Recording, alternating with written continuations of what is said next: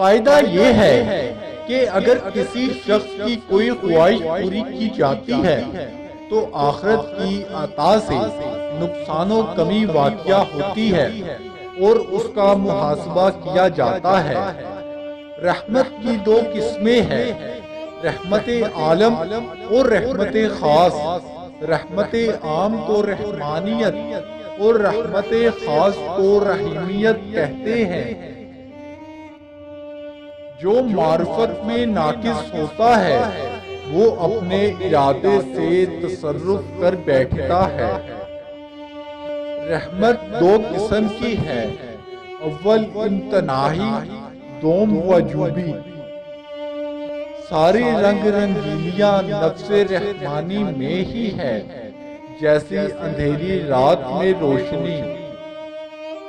شے کے دو تعین ہوتے ہیں، ایک تعین ذاتی، ذات کے لحاظ سے جو کبھی نہیں بدلتا، اور دوسرا تعین صفی، جو اوصاف کی وجہ سے بدلتا رہتا ہے۔ اس تعین کے بدلے سے ذاتی کی جزائیت پر کوئی اثر نہیں پڑتا۔ علم معلوم کا تابع ہوتا ہے۔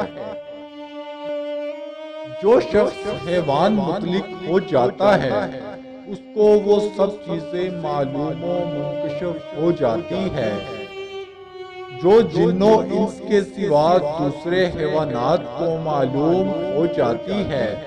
اس مرتبے پر پہنچ کر اس کو اپنی حیوانیت کی تحقیق ہو جاتی ہے۔ عورت ہمیشہ مرد کے اندر ایک چیز تلاش کرتی ہے اور وہ ہے خود اپنی خوشبو۔ اگر یہ مل جائے تو وہ اس کی ہو جاتی ہے، کیونکہ عورت مرد سے بنی ہے، اس لیے عورت کا مرتبہ مرد سے پست ہے۔ اللہ تعالیٰ فرماتا ہے کہ مردوں کو عورت پر ایک درجہ فضیلت ہے۔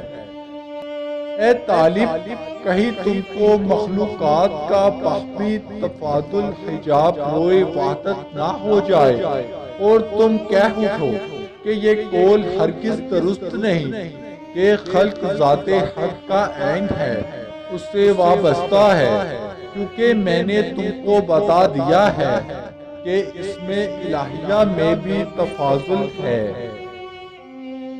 یاد رکھو، ہر شے ہے زندہ، مگر ہر شے کی زندگی اور حیات کا علم اسے دنیا میں بعض کو ہے۔ یاد رکھو، ہر شے زندہ ہے، مگر ہر شے کی زندگی اور حیات کا علم اس دنیا میں بعض کو ہے، بعض کو نہیں ہے۔ کل آخرت میں سب کو معلوم ہو جائے گا، کیونکہ وہ دارالحیوان ہے۔